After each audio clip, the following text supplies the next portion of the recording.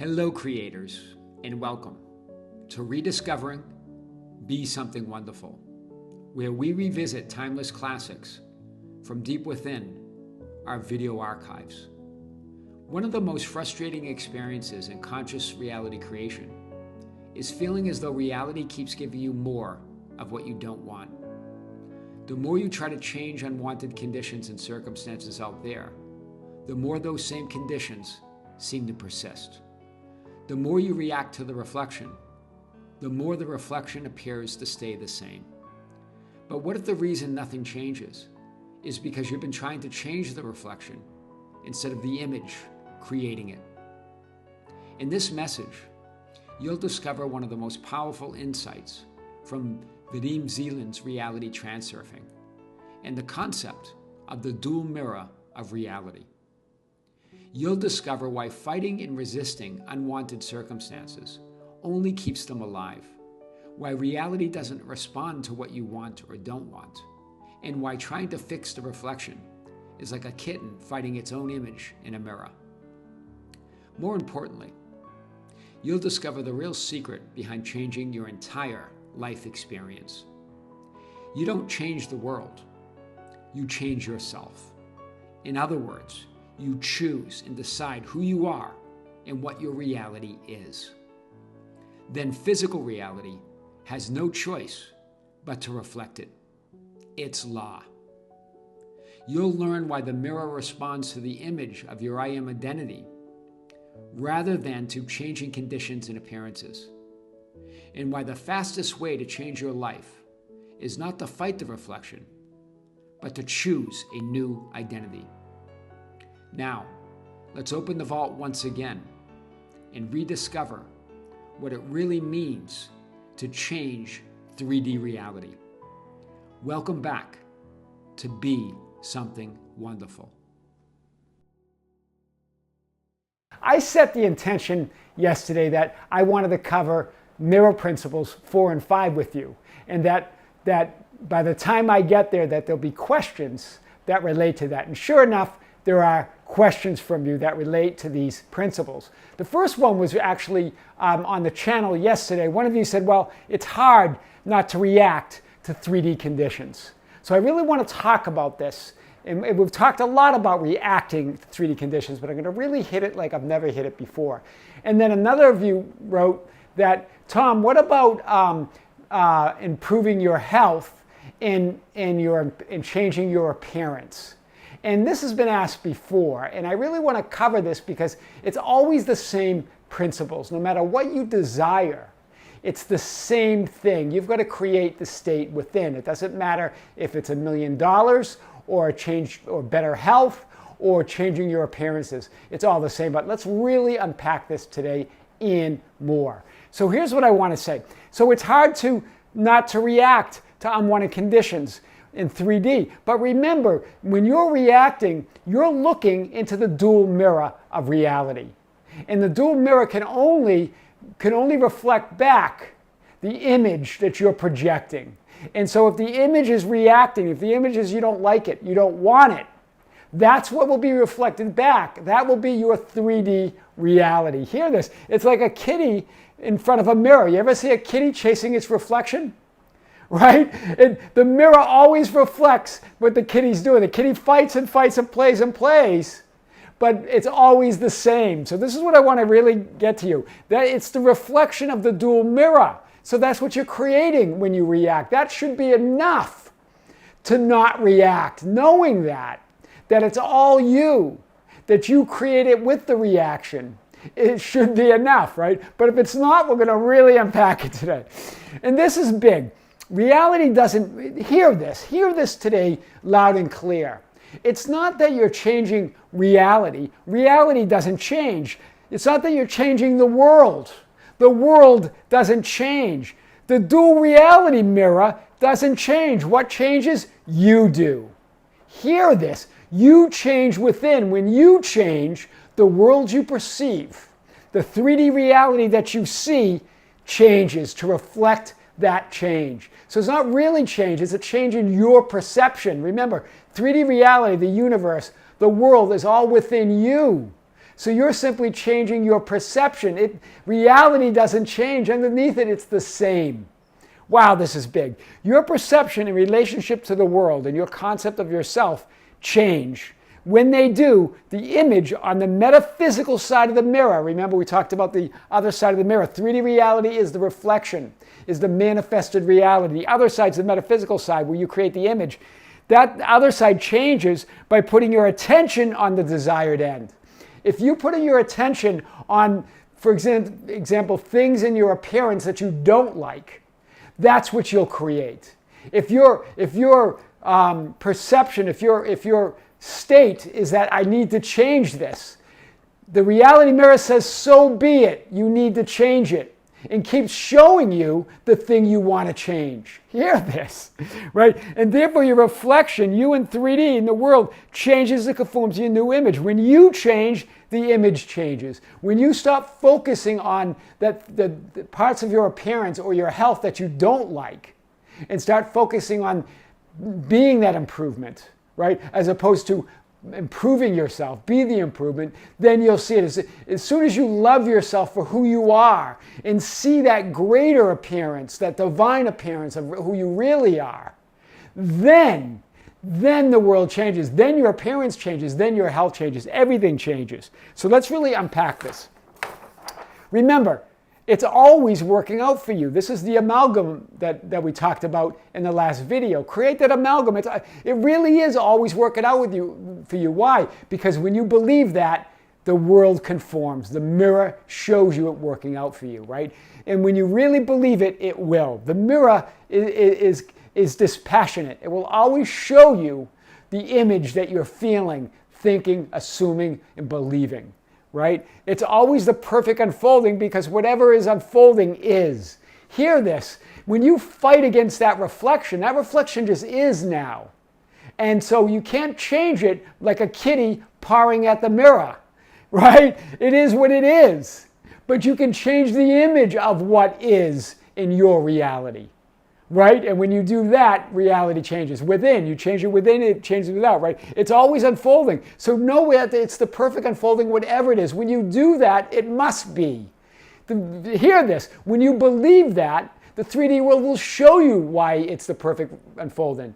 It will agree with your new state. Hear this. It's your reaction to the problem that creates the problem and doesn't allow the solution in. Anything that you see, if it is that you see that you need improved health, that you want a better appearance, you want a pile of money, you see that as a problem, something that you need to have, something that you don't have, or something that you are not currently. And you can't allow the solution when you react to the problem, when you react to the reflection, when you paw like a kitty at the reflection, right? The dual mirror reflects whatever you perceive your reality to be. Whatever it agrees with you. It says, as you wish, right? The mirror always says yes, right? To the wanted, to the unwanted, to the irritation, to the happiness, it always says yes and reflects that back, right? If you're angry, it will show you anger, right? Allow the unwanted to be, just to be. Allow the unwanted to be, meaning to be as it is, while lighting up your desired future. Stop battling the reflection. So let's hit this a little bit more.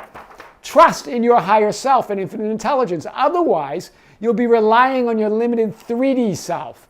You end up playing whack-a-mole with realities. Hear this. Whack-a-mole, where you hit the one and another one comes up. Right? That's what you do. If you don't start trusting in that higher you, that larger you, that larger reality, that God within you, you're just going to rely on your 3D self and you're just going to be battling your reflection, right? And you can only change things with physical effort within the 3D reality, but that's not real change, right? That's just playing whack-a-mole, right? Until another problem comes up. Your lifeline, hear this, this is big. So your lifeline or layer of the world intersects with an infinite number of other lifelines. Think of this red as your lifeline. And you're in 3D, you're trying to care for that lifeline. But it's impossible. Why? Because it intersects with all these other infinite number of lifelines. And your inner intention of 3D reality can't handle it. It doesn't know it doesn't have the broader perspective of all these other realities. You're at the intersection. This is you here at the intersection of all these realities, trying from a 3D perspective to change your reflection, to change it so you have a comfortable reality, so you have a wanted reality. But how can you possibly know what to do or even be able to do it without help from God, without help from infinity? Remember, these are infinite in number. There are so many other realities you're intersecting with that you can't possibly do anything from a 3D perspective. Hear the power in this. I really want you to see the power in this. The 3D you has control over only a very limited, puny part of your life experience, right? You can use your inner attention. You can use 3D action to take care of a puny part. That red line, that's it. And only in the frame, not in future frames of that line. So only in your current frame can you take care of yourself. But really then you're not. Because you're getting frozen in time. You're getting frozen in your unwanted. Do you see this? Only infinity can manage the infinite possibilities that you intersect with in each moment of now. In each moment of now, you're at the intersection of infinite realities intersecting with your reality. That's how it works. So problems, chaos, negative conditions are created by a chaotic inner state, the metaphysical side of the mirror. So you create an inner state on the metaphysical side of distrust, of looking at, of thinking negative, of thinking life's out to get you, of thinking there's problems. Then it gets reflected back. Hear this, the mirror reflects that back in 3D reality. You see the reflection, and then you take action to fix the reflection. You're taking action to fix the mess you made in your inner state. Hear this, when you take compensatory action on the physical side to clean up the mess you made on the metaphysical side, that's what happens. That's when things go from bad to worse. That's what that expression means. That's a downward spiral. Hear this. That's why things tend to go from bad to worse before they get better. Because you're taking action on a mess you've created within. The only way to clean up that mess is go back within. Right? Look at the vicious cycle. You create an image, an unwanted image, that reflects in 3D reality. You look at the reflection, you don't like it, and then you even get a worse, you create even a worse image, and then then that gets reflected. You don't like that reflection, and it even creates a worse image. You're in that cycle. That's why they call it a vicious cycle. But you can get off the treadmill. You can get off the cycle, right? You react to the negative reflection created by the negative inner state. Hear this, which creates another more negative image, which creates another more negative image. That's why when you put your attention on your desire and you light up your future, you get off the proverbial treadmill. That's how you get off the proverbial treadmill, by lighting up your future, by focusing on your desired end, by imagining your wish fulfilled. Wow, that's big. So let's hit this a little bit more. It's because your eyes are glued to 3D manifested reality, you're focused on the reflection, that you often get what you don't want. Do you hear this? That's why you don't get what you don't want. You're focused on what you don't want. You're focused on the reflection. See, look at, you're standing in front of the mirror saying, man, I don't like my appearance today, or I need to change this, or I'm too skinny, or too fat, or too short, or too tall, or I don't like the color of my hair, or whatever it is. There you are, or I'm not healthy enough, or I should be a better person. All of that's looking at that and saying, but that's what you're creating as you look at that, right? Your focus, your attention on the things you don't want. And you don't, hear this, your focus, this is big. This is what Vadim Zeland says in his book, Reality Transurfing. I'll leave a link below. You focus your attention on the things you don't want, and you don't want the things you put your attention on. This is so big. Let's read this again. You focus your attention on the things you don't want, and you don't want the things you put your attention on. That leaves you in that vicious cycle, right? That's the paradox. You create it as you perceive it and you look at it. That's really what baggage means. When someone says, I have a lot of baggage, or that person has a lot of baggage, that's the baggage that you're carrying around with you. You're carrying around a baggage of things you don't want. Past experiences that made you unhappy, right? Present circumstances that you're railing against, right? All of that's baggage, and you're carrying that baggage of these things you don't want. When you say and believe, you'll never change, I'll never change, they don't appreciate me, they're rude to me. The mirror says, as you wish. As you wish. They'll never change, they'll never change. You'll never change, you'll never change. They don't appreciate you, as you wish, they don't appreciate you. The mirror disagrees with you. They're rude to me? Exactly, they're rude to you. You're right. That's what the mirror does. It's not doing it to spite you. The mirror is dispassionate. It gives you whatever the inner state you're creating. Let's hit this a little bit more. So look, here's the reflection. Here's the image. This is the mirror, right? The reflection is a 3D manifested reality. And you say, so you create the image, right? You're looking at your reflection, you create an image and say, I don't like my body. I want and I need to change it. That's the image you collect. Now, as you're looking in the mirror, right? We showed on the other side. As you look in the mirror, you create that image. I don't like my body. I need to change it. I don't like my health. And then the mirror says, you're right. You don't like your body. You need to change it. And then reflects that back into 3D reality. Do you see that? That's how it does. So what are you imagining is the question. If you're imagining something like, I will never find love, the mirror says you are right. You never will find love. Do you hear this?